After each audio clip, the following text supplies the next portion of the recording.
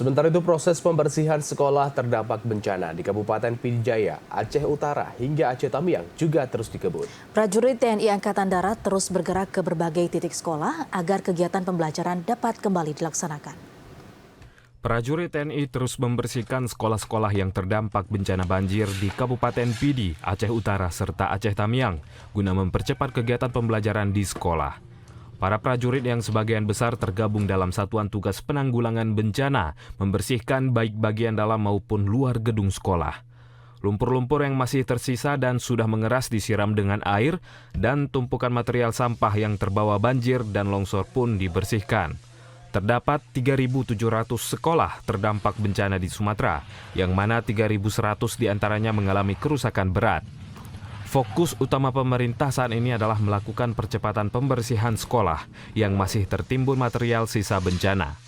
Sebelumnya, Menteri Koordinator Bidang Pembangunan Manusia dan Kebudayaan, Pratikno, telah menyampaikan kegiatan pembelajaran di wilayah terdampak bencana tetap akan dimulai pada 5 Januari 2026. Pemerintah menyiapkan tenda darurat sebagai ruang kelas sementara untuk sekolah yang rusak berat. Pemerintah juga menyiapkan 3 skenario kegiatan pembelajaran di sekolah terdampak bencana.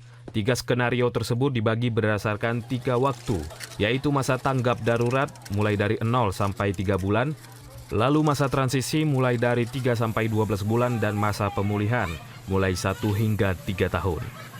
Tim Liputan TVRI Aceh melaporkan.